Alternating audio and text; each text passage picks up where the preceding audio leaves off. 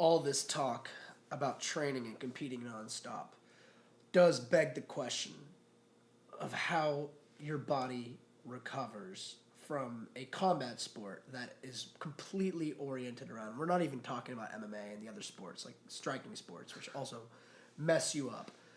Jiu-jitsu specifically. The whole point of the game is to try to twist someone's arm or leg or squeeze their neck until they have to give up at the risk of injury. Like you're going to break something or they quit. Yeah. That's the purpose of the game. And maybe it goes without saying, but I will say it, with that comes certain risks to the body, and just practicing it for an hour a day, 4 weeks a month, 52 weeks a year for 10 to 20 years or infinity in your life, it's going to wear and tear your body. And so, obviously, a major part of that, if you get hooked on this, like everyone seems to do, for sure we are, we're in too deep now. We're never going back. It's too late for us. Yeah, for sure. A lot of these conversations that we have, I think, are pretty useful for new people. So maybe it's for new folks, whatever, or dudes who've been doing this for a long time. Maybe they're in their 30s now, like us. How do you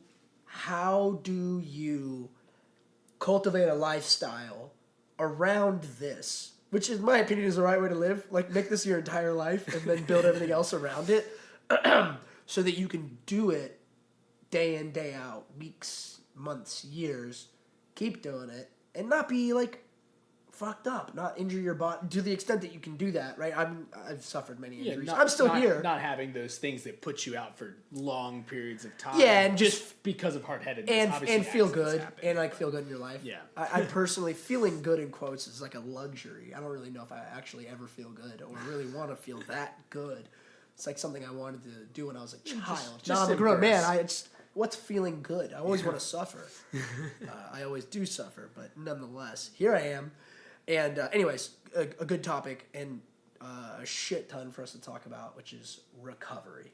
Oh, yeah. I mean, and, I think you kind of hit the nail on the head of, like, a big aspect of it is definitely that, and people even say this about just a job, right? That balance, that, like, work-life balance. But in this case, it's, like, training, awesome sport of jiu-jitsu and grappling and, pure jiu-jitsu, grappling, all that stuff balanced with, the illusion of being a professional athlete, balanced with like just your day-to-day life, and like you can't, if you can't just live, sleep, and you can't just live, eat, sleep, drink jiu-jitsu. I mean, you can try, but you can try. Hold on. You could. It's not for everyone. Yeah. Let me start by saying that. If you're listening to this, you'll find out one way or the other. If it's for you, you're just going to start doing it. There's a lot of dorks we're two of them, who have set their life up for this. The kind of person listen to us talk about this for like 45 minutes to an hour. They're at least thinking about it. No, they are those dorks too. But like you're going to find out one way or the other. And so whether you are or you aren't, if you want to continually do this, it's important, man. And even if you do want to eat, sleep, drink jiu-jitsu, you still have to have that balance. And like we'll work into that, but like you have to have those things outside that will help you continue to do jiu-jitsu or continue to do grappling sports. This even applies to it'll apply to any sport. Of course. You have to have the things outside. I mean, heck, professional NFL players are out at the club every once in a while, right? Like, they don't just not. Some of them do. I remember when I was in my 20s and I was at the club a lot and still training multiple hours. That's just not the reality. Eventually that comes to an end. It does eventually stop, but like... You have to have your priorities in order. And for me, it is eat, sleep, drink, teach, work, do business in jiu-jitsu. It can all... It's up to every person. Yeah. It's up to every person. It can all be for the purpose of it, too. Like, you can... And, we're definitely going to talk about, like, all the things, like... A lot of the stuff I do on the outside is to facilitate to continue to do jiu-jitsu. Like, I don't do jiu-jitsu to do my job. I do my job so I can do jiu-jitsu. Yeah. Like, I understand. Like, that's a big part of it. And, like, everyone has something, especially as you're getting into, as you're being in your 30s isn't old, but it is when you're talking about being an athlete. But like you have other things that you have other responsibilities or other obligations or other things you begin to care about as well. Like I have 2 kids, I have a wife. Like I care about them. Like I have to. That is a Top part priority. Of, you have that change in your priorities, but that's not the main goal of what we're talking about today. But like that does kind of change how you angle things. But you do have to have that. Like for example, like because I want to continue jujitsu, and I have I work it's slightly less physical than it was in the past, but I work a fairly physical job. At times. Now I have people that do more of the physical work for me, nice, young, strong people.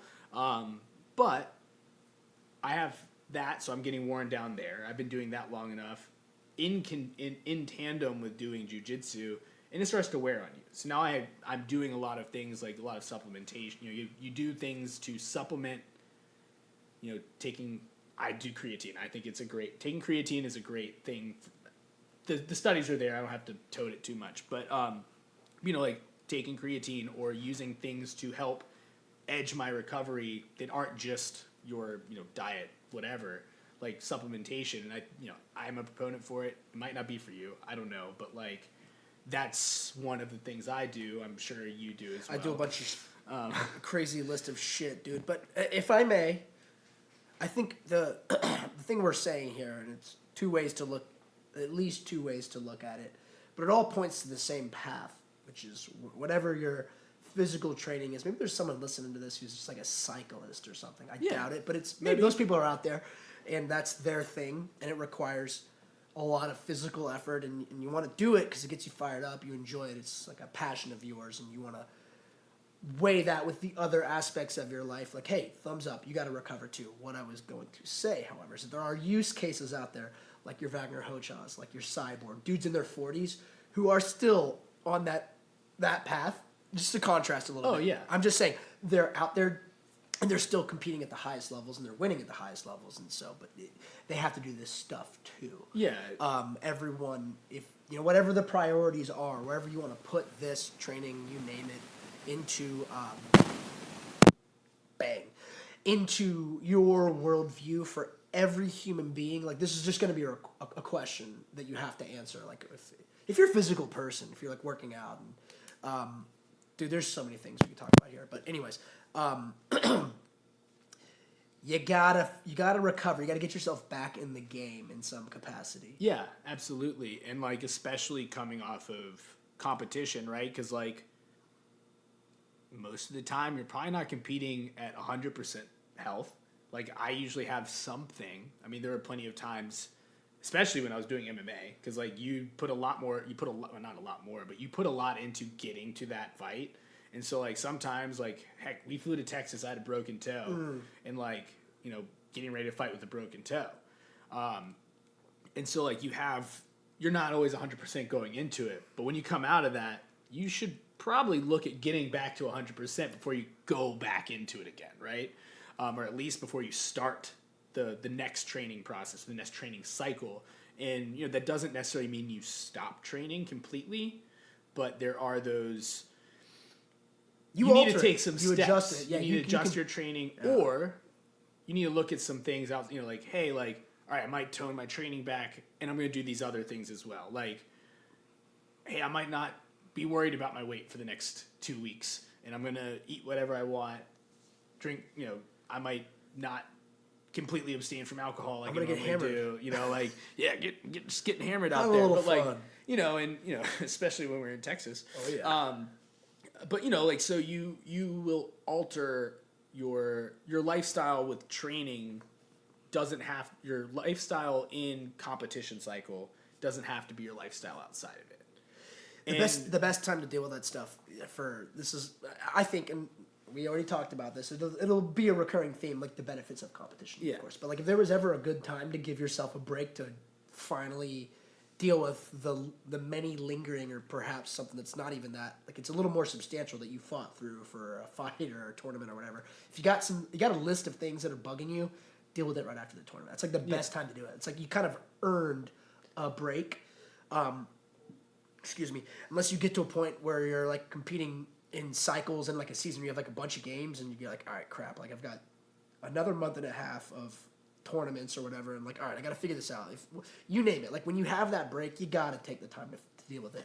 Some of these things, excuse me, some things I think can be embedded into like your training lifestyle that help with this. The one that I want to talk about that actually we didn't even propose was like lifting and keeping that. Oh, yeah. And this is, I think, a big thing for new people who get into this sport, which going back to the very beginning of this conversation where I was saying, like, this is a physically demanding sport. And like, you see this a lot of times with guys or gals who come in and they don't really have, maybe they're not like athletically inclined. This is like a new physical endeavor for them, perhaps they're slightly sedentary in their lifestyle when they get into jiu-jitsu, and like, hey, thumbs up to you, you're doing something really cool.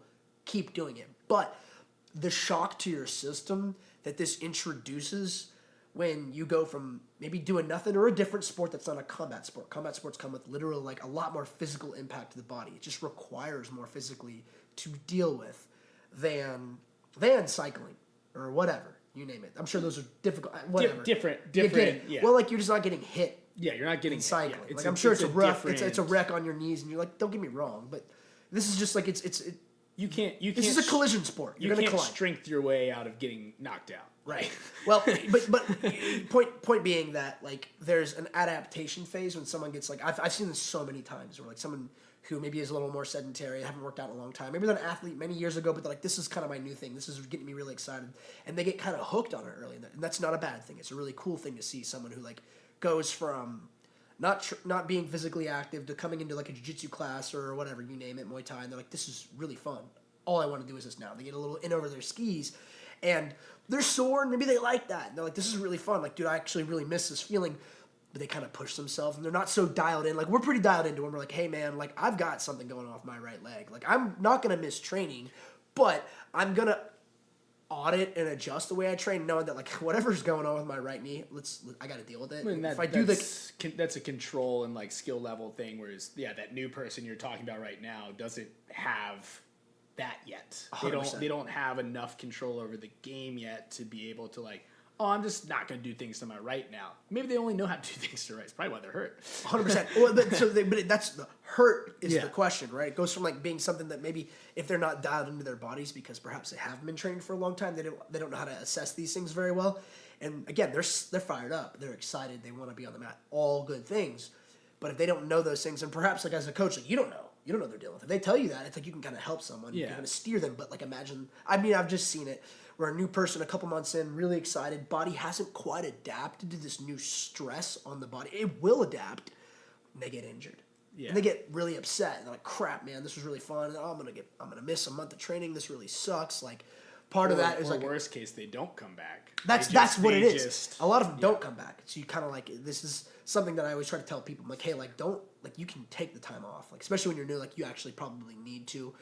And I know I kind of couched all of this in with the lifting concept. I think like you have to lift to armor up the body to better withstand the impacts of any of these combat sports.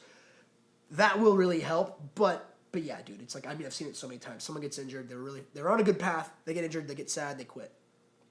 So Yeah, you got to don't be that guy. You got to strengthen like that. Lifting is very important. You got to strengthen everything around it, and like you might think coming into it, right? It doesn't even have to be insane amounts of lifting. Like It I probably maybe shouldn't be, I do actually. like once or twice a week. Like it's not a lot. Just try to do something, work specifically, and a lot of time it's not anything that's specific to jiu-jitsu. I'm not doing like specific like, oh, I'm gonna do like all these things that mimic, pulling and whatever. Like a lot of the time it's other like the exact opposite. So I'm working in like kind of reinforcing the things that you don't work doing jiu-jitsu. Balancing out the body a little and bit. so you can get that balance, and you actually will help protect the body by creating that balance. Like you're not sitting there doing like working out your guard posture, which a lot of time will kind of put you in that slump, that like forward curl or your guard breaking posture.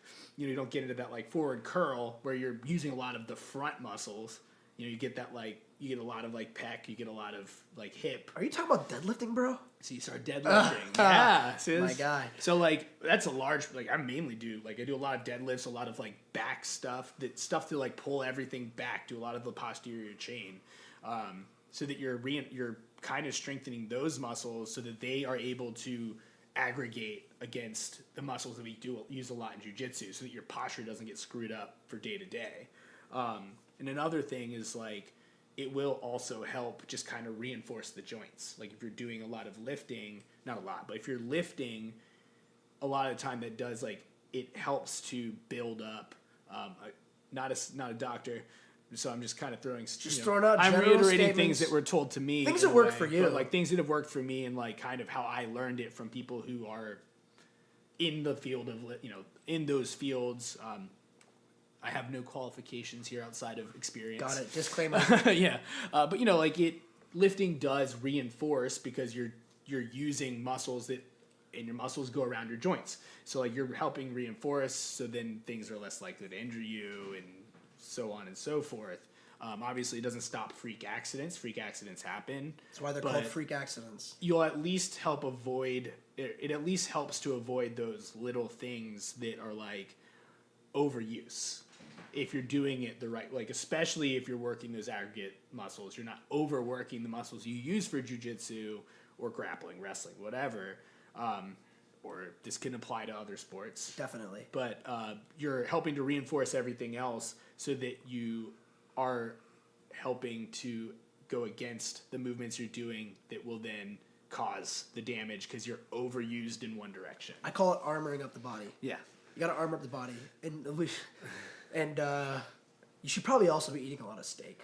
Yeah. Also, not a doctor. Diet. I mean, diet. We can talk about that in a super important. One thing I will say though too, just to talk about you, because you mentioned this earlier about your you lift 1 or 2 times a week. I'd say the thing that if someone new is listening to this, that's different between you and that person is that you've been lifting also for many years. So you're at a point, and by the way, if you're listening to this, it's exactly, it is maintenance because you've kind of established a base of strength because you did the work a decade ago or longer.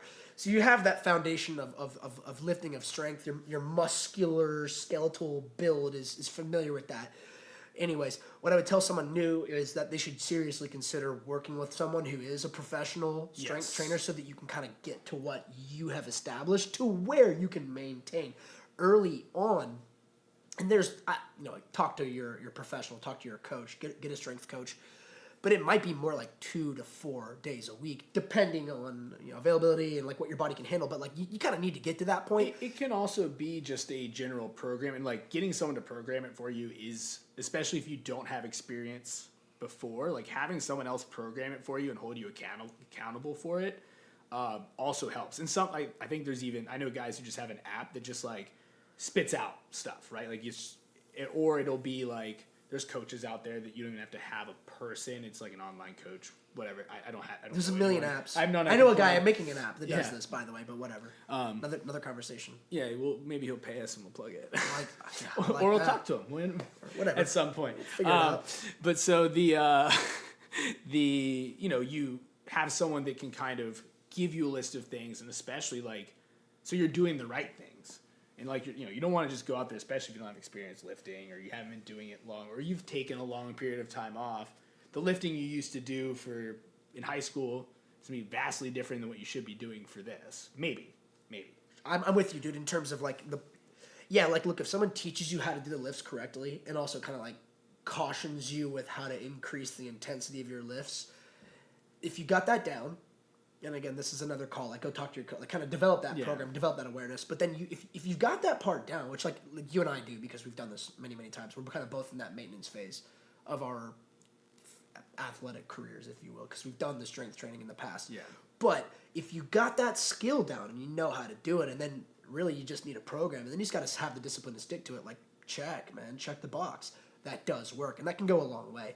If you're brand new to it, you probably got to figure out how to do these lifts, especially like a deadlift, for example, or a squat. Like, these things are dynamic. They load the spine. You need to learn how to do it correctly. Yeah, you need to be make supervised a little bit, get it down, and then at a certain point, like you can kind of like the training wheels can come off, and like your dad guiding you in the bike, they can kind of let go, and you can run it yourself. But if you haven't gotten to that point yet, figure that out. Well, and if you are gonna go the route of getting like a coach or a mentor, even like convey your goals, because like you don't want to be going and doing like a bodybuilding, which can work, but you don't want to be like bodybuilding if your goal isn't to be bigger. Like if you just want to get stronger and you're not really so worried about, you don't want to be necessarily adding size, you want to make sure you convey that. And if you do want to be adding size, like maybe you want to go up a weight division, you're in the middle of one, cool, convey that to them as well. Like, and that kind of segues into talking about like,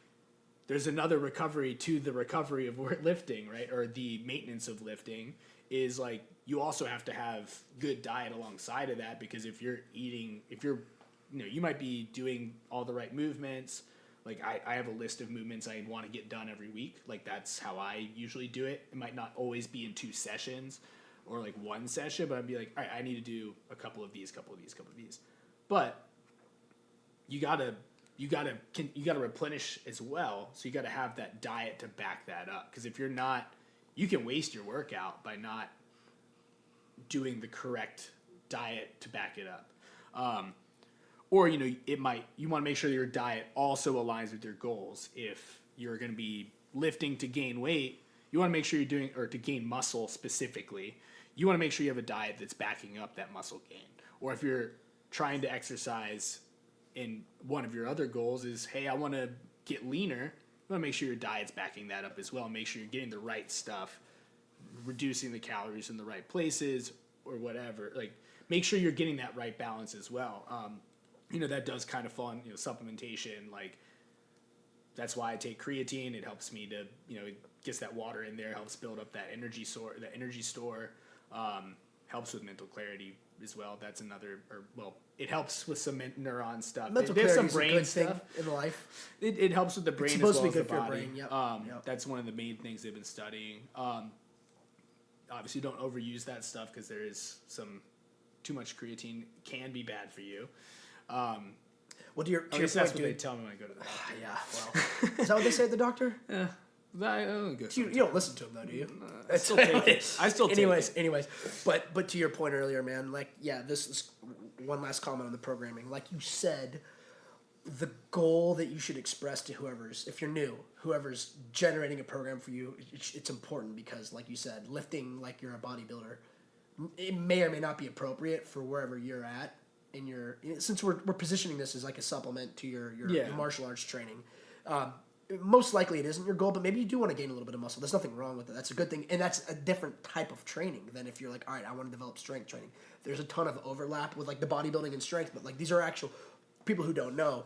These are like different specific, like in the nerd outs, like, world of lifting, like those are different inputs. Strength training is different than power training, which is different than hypertrophy training. And like your coach will know all that shit. And then they overlap too.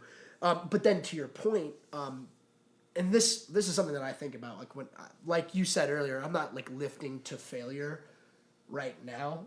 Sometimes I'll do it if I'm like, if I like, let's say I'm on the go, I'm not going to be on the mat for whatever reason for like a couple days. I might go and like push it a little bit harder in the weight room just to like give myself something difficult to recover from for a couple days, and I like the way it makes me feel. But it's tough to do that because it is inflammatory for your joints, and then doing that plus then having someone come and like twist your spine or whatever, on the mat, it can be tough. So like you do need to think about the type of weight training that you're doing, how that will impact and how that will perhaps adjust your training when you're on the mat. But then, like you said earlier, it's nutrition.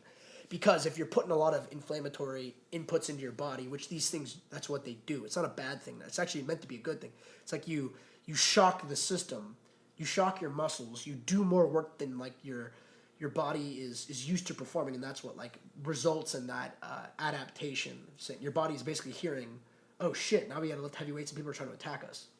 Fuck, we gotta like produce different types of physical inputs in the body. You gotta produce more muscle, you gotta produce more testosterone, you name it. And there are fuel inputs. I said steak. I like steak and eggs. That's just me personally. Steak and and creatine, eggs are a big one of mine coffee, too. Yeah, steak, coffee. creatine, all that stuff. But like, yeah, you gotta like start. I always kind of like I've told this to lots of dudes on the matter. I'm like, are you gonna be a Porsche or are you gonna be like a fucking Prius? Like you gotta like put in like good fuel. Like what do you want to be? What's the product? And like go build that, like you said. So. Yeah. I mean, in a lot of Steak. steak. So like we do, and like we have to think of this slightly differently now than I used to, just because we have to also feed toddlers. But you know, like we try to be, we're very conscious of what we're eating, and so like we try to do like, all right, we know that, especially me, I'm like, all right, I want something that I don't want anything too crazy because I'm gonna be eating, you know, at 6 or 7 at night, and then I'm getting up at 4 to go train. So like, I don't want something too heavy in there, like something that I'm gonna regret in the morning. Right. Even if I am not necessarily looking to lose weight, so I'm not worried about necessarily the amount, or like I'm not like, oh, I can't have too many carbs. You kind of need those. Like you need carbohydrates and stuff. But like we do kind of like, all right, we need good protein source. We need a carbohydrate source. We need to make sure we have like kind of something that, you know, something green, something that gives some like vitamins and stuff, like, you know, some sort of nutrient stuff that's not in my meat and my There's rice. a bunch of internet like carnivore dorks who will tell you that, and they may be right. Sometimes in my They life, might be I decide correct. that they're I do right it sometimes because I'm sometimes. like, dude, I'm just gonna eat steak. Yeah, eat fucking I'll do it too. vegetables. But like, Some of those dudes are like they're real big, and not to deviate off track too much. There's a lot of internet nerds who are saying that like you know, carnivore dudes who are like, all you need is a grass-fed steak. It has all of those things. Which, like I said, sometimes I'm like, I want to believe them, and then I go and do that for a while. I'm pretty sure we have an old episode where we definitely are talking, like we're pitching it. Yeah, well, you know, anyways. I just that was thought I'd old mention us it. though. But you know, I eat a lot of steak, and I eat a sometimes lot I of eat it. only steak, but that's just me. it all depends on what your goals are too, right? Like all of this is goal based, and like how you want to fit it all together. It is a holistic picture, and so like I might approach it differently when I'm in an off competition. Like if I don't have something planned, I might eat slightly differently. I'm not going to eat total crap all the time. Yeah. I might every once in a while. Like I had pizza yesterday. It's Hell just a yeah. crap, but like it's not what I would normally eat. I'm a little less stringent with my diet if I'm off. If I don't have something lined up immediately, or it's it's a ways away. You gotta live your life, man. And we'll definitely talk about living your life. That's important too. But like I have to think about the other inputs as well when I'm eating. Like if I eat a huge meal, my sleep's gonna suck.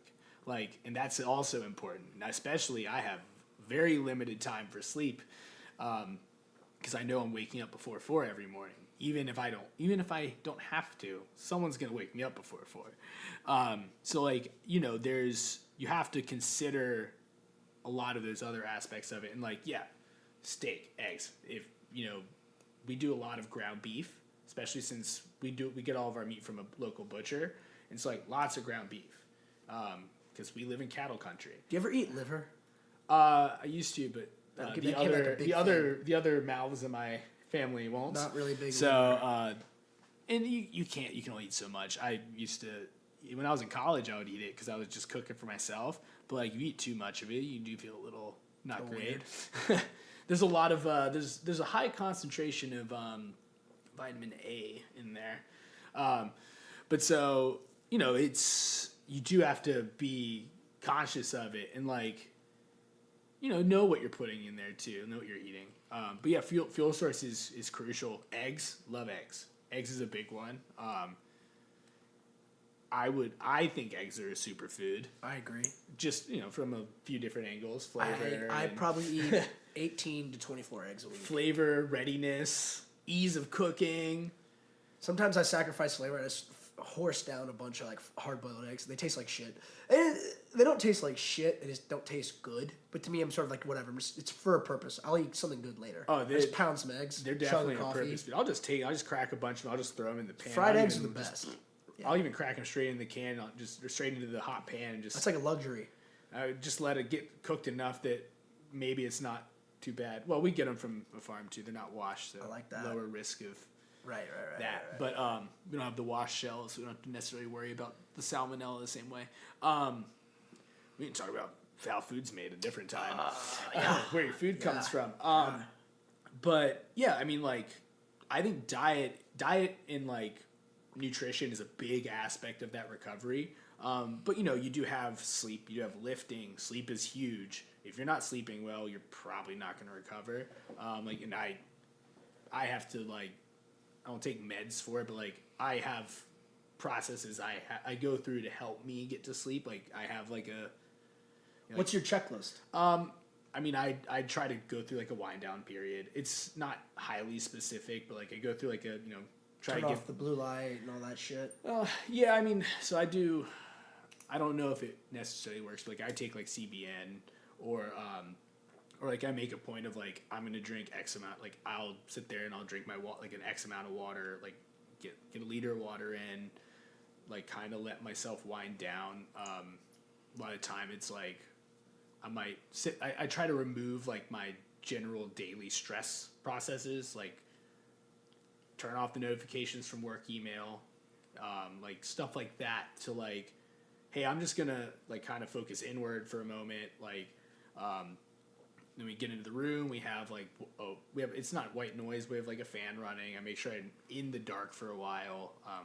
So do CBN, it's kind of a 30-minute wind down process for me. I try to remove the blue light if I can. What is CBN? So it's it's similar to CBD, but it's supposed to help with sleep regulation. I don't know because stuff's not necessarily tested, but that's the concept. Is it supposed to help with that? It's not like melatonin where it triggers sleep, but it's supposed to help with regulation. Maybe, I don't know. Don't take my word for it, but that's my understanding. It doesn't say that on the package. It just says helps with sleep. Maybe. So, but that's the concept behind it. So I try to take some stuff to. Do you take any magnesium? Yeah, I do magnesium too. So that's another one. I think that one's. There's actually something behind that. So we can probably. That's supposed to help with de-stressing. So I definitely do. I take a magnesium supplement. Sometimes I take it in the morning too, just to just help regulate throughout the day. Yeah, I think it's an essential mineral that you don't really get through diet too, if I'm not mistaken. Yeah, I believe. I mean, I'm sure there's some, but I don't think it's a naturally occurring in high amounts. Don't necessarily. I know it's going to be out there, but don't necessarily quote me on it. But I think maybe it's something that it gets used up. It's not Right. So maybe we can have Colin back on. I bought a bunch of his magnesium recently. Yeah, we maybe get some people that know it a little better. He has a lot to say, I'm sure. Yeah, it's supposed to be good for muscle recovery. Yes, for sleep, obviously, because that's part of it. Testosterone production, I think it checks a lot of boxes. Yeah, it's what would you call it? It's I was gonna say therapeutic. I don't know if that's the right word, but it does kind of it down regulates. Yeah, it's supposed to help with stress. It cools you down. Hormonal. It's a regulator is right. How I understand it, or how it's been sold to me at least. Yeah. Similar zinc's another one that I take. I try to get the specific things I try to get because I don't know if I'm getting them through my diet. I don't take a multivitamin, but because I think I'm getting everything. I feel I feel That's pretty good about what I put in. Yeah, dude. I feel I'm putting especially enough in there. You're I've big organic local farm stuff. Those are probably they're probably super with vitamins. Super duper. They're probably multivitamins in themselves. I used to take a ZMA, zinc, magnesium, and A, some with an aspirin. But it also had melatonin, and it worked for me for a while. But I stopped taking it because of the melatonin. Melatonin, I also stopped. It wasn't a large amount of melatonin. It was just I just got to a point where I was I just don't want to take too much melatonin. I want to if I'm gonna have some of it, I want to cycle it in and out of my body. I felt like I was having trouble when I wasn't taking it sleeping. When I was taking it frequently, when we were doing the 3 sessions, back then, I had to do a lot of stuff to help get to sleep because you get back at 9, Central 10 nervous PM, system's fired, dude. You're awake. And you're especially you get home, you eat, you have a belly full of steak or whatever, but you have you got a full stomach and you're trying to go to sleep. It's hard. So you have to it took a lot more then than it does now. And I definitely had some issues with that after melatonin was, I don't use that in my recovery anymore because it caused issues with my sleep cycles. I get it. Especially if you get woken up. Now, I have to get up in the middle of the night sometimes, help with, if the kids wake up. Well, I think it's also worth saying that it's different than like everything else we talked about with like zinc and magnesium and like your like process for preparing yourself to go to sleep. Melatonin is really maybe there's an expert that can expand on this shit, but the way I look at it, it's really only used to help you sleep. Like those other things you're putting in your body. Well, maybe let's talk about like just like what you're consuming. The zinc and the magnesium, like those are things that your body will use to aid in sleep, but also like it'll aid in the recovery. It'll aid in like all the many other functions physically that your body needs to perform. It's a thing we know that you need to put in. You your need body. it. You need your body. Your body will produce. Your body produces melatonin to tell it to go to sleep. Yeah, so that's exactly. How So it it's like works. it's not mandated. It's kind of like it sounds weird, but it's sort of like it's like you're taking a drug to go to sleep. Yeah. It's I was gonna a little extreme, but you get the idea. I was also had like a very extreme analogy of like it's taking Heroin. steroids. I was it's like Sleep taking, heroin. It's like doing like if you're doing like a testosterone supplementation, it's a similar thing, right? Like it's something your body would otherwise produce, and you're trying to give it more to help Right. do something, Right. Whatever it is. Some people it could be whatever. It's beneficial in some cases, but like If you like really can't sleep, you might need to take it sometimes. Something. You need something to help you go to sleep Sure. if you have Gotta that much sleep. trouble sleeping. Sleeping That's very the important. point. That's what Point we're of getting everything at. I think Not to is go nice. too much and like try to sound like experts on something, but You do need sleep. I can go ahead and tell you that I think much. you can pretty confidently declare that. I can with 100% confidence say you need to sleep.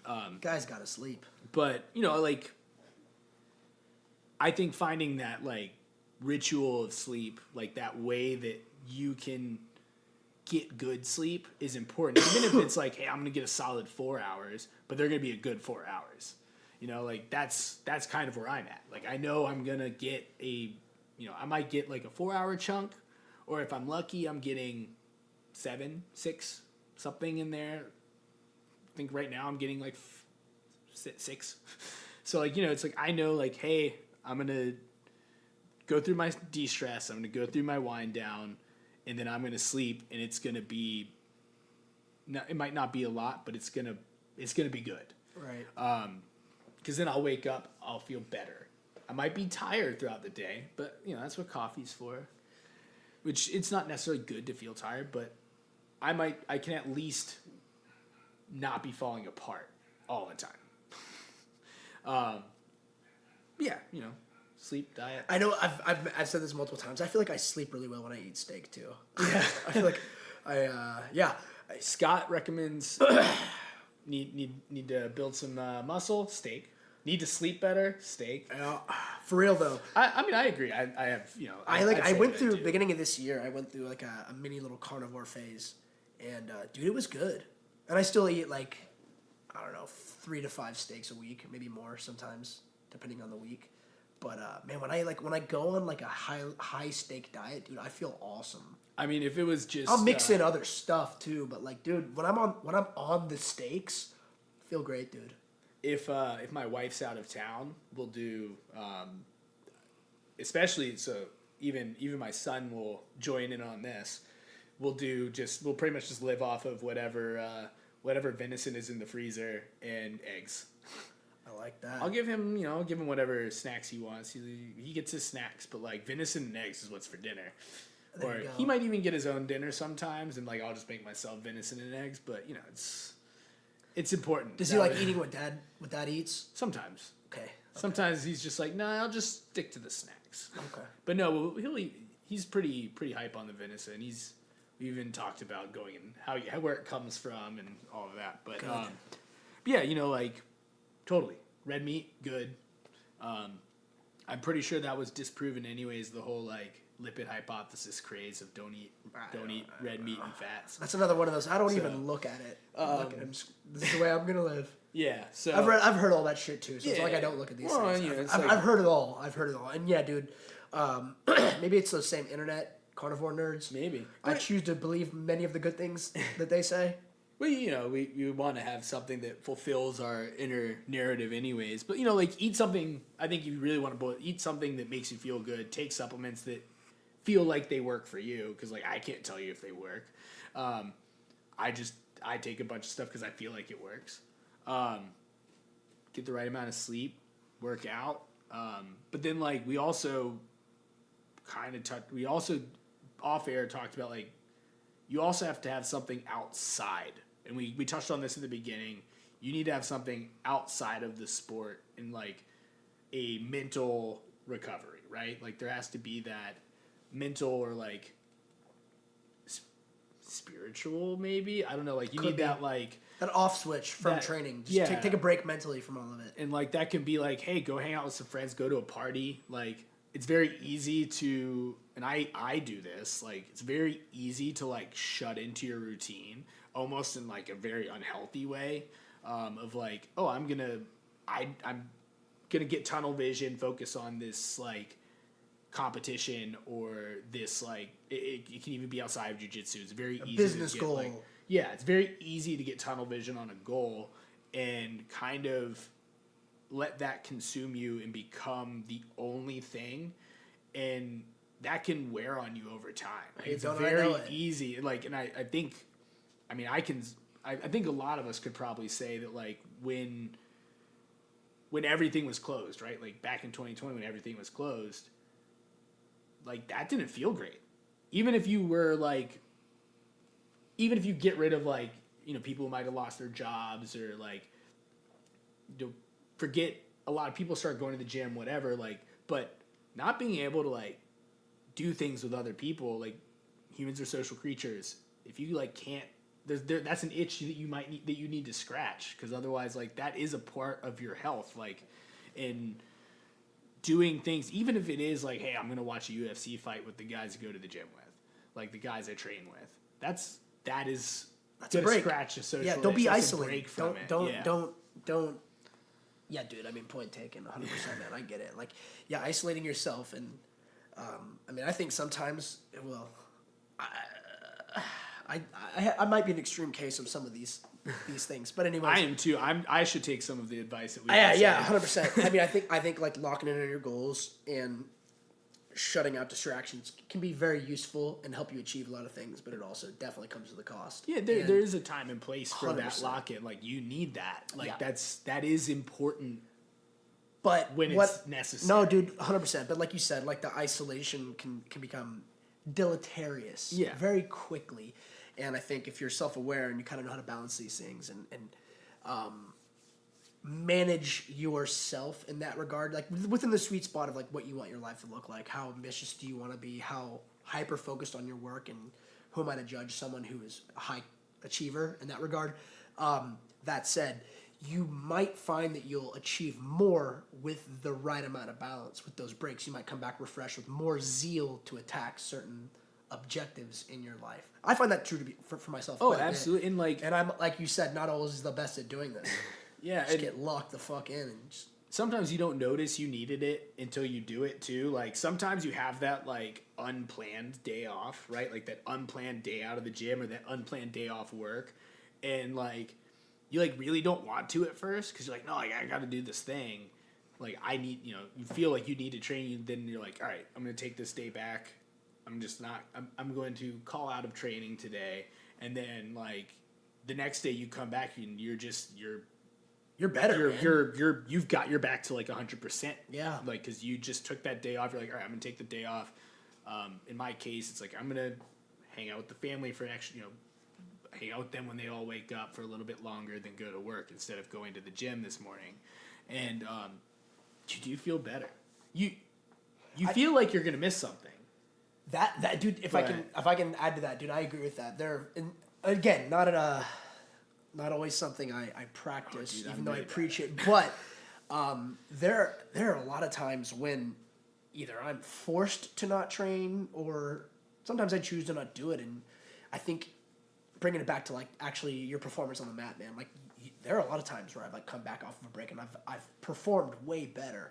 I think part of that too is you get into these like cycles and habits of doing the same things the same way over and over again. This may be just kind of like a segue back into like training on the mat. Yeah. Just since it's on my mind. A lot of times we're like taking a break and then you can kind of like pause the patterns that you're constantly going through and be like, well, what if I did this differently? Or like, what about X? What about Y? And like you make adjustments and you come back, and then in situations like this, I've come back and I've performed much better. Well, yeah, you can fix your approach and like Maybe it's the literal physical recovery. Maybe it's. I think it's to me. I think the biggest thing is the mental aspect of that, of coming back and being like, all right, when I step back on the mat, I'm going to step back on the mat. It's like the thing is like, don't be a psycho. Like you miss one a day or 2 it's days, not the whatever. end. For You know you. you're Yeah, in for life. especially This is a when you've life been sentence. doing, especially when you've been doing it this long. Like I mean, you're gonna get back on the mat. 100%. It's not like it's better. Sometimes it's better to take that step off. You're going back, and you're gonna like- go back to like a heavy dose of it. So just that break, and then coming back and be like, oh, maybe I'll do something different from my guard. Maybe I'll do like I've been doing the same thing over and over and over and over and over and over again. And then you pivot, and then you find you're like, oh shit, this is actually working really well. Yeah, it gives you a chance you to kind of break like your monotony and Yeah. stuff. Yeah, for sure. Like it's like you digest the inputs. yeah. You can't just keep gorging yourself with the same shit over and over again. You need like a minute to be like, all right, download it, install the software, like think about it, let it like run its course, and then you go back and you do it differently. Like, oh wow, like I'm doing cooler, newer moves or whatever, or the same stuff that I used to do, but a lot better. Yeah, like I a perfect example, like an example of that I recently experienced. I took like a day off, and then came back and like I just like found something in like specifically like knee shield passing, and like I just found like a new thing that worked for me, like just because I just came back from not looking at it for a while, and so like I came back and I was like, oh, I can just when I scoop, I can just tuck this foot, and now I'm behind them. Like little like, and so you start to notice different details than you used to before because you aren't just stuck in your pathway like you were saying. Like you aren't just the monotony breaks up for a second, and you're able to come in with fresh eyes and a fresh like outlook. So I mean, yeah, and like another kind of similar thing with stepping off the mat, and it could be what like we're saying, having that social life outside of it, doing something that is social, or dude, if you're sick, like take a day off. Yeah. Like you don't need to.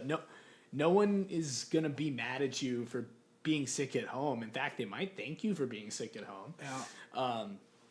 Yeah. Like be at least as close to 100% as reasonably possible when you come to training, right? Like obviously you're not going to be at 100% every day, but like let's control that.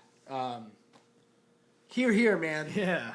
Here. But so I mean, yeah, like recovery is important. Kind of like summarize here, recovery is important. Like finding that balance